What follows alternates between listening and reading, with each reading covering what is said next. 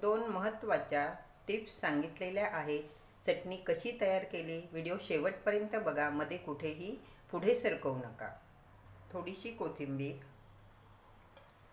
पुदिन्याची पानं, चटणी किती करायची त्यानुसार साहित्य घ्यायचं.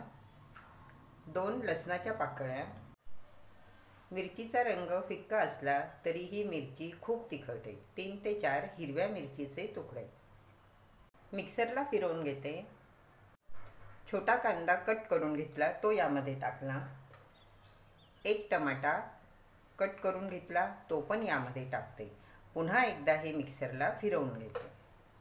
कोथिंबीर, पुदिना, कांदा आणि टमाटा याच्यामुळे बघा असं पाणी होतं, अशी सैलसर होते.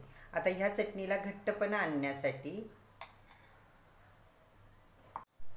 तुमच्याकडे बारीक शेव असेल तर ती 2 चमचे यामध्ये टाका. आता माझ्याकडे बारीक शेव नाही पण फरसाण आहे म्हणून मी 2 चमचे फरसाण यामध्ये टाकते. चवीनुसार मीठ टाकायचं. मिक्सरला फिरवून घ्यायचं.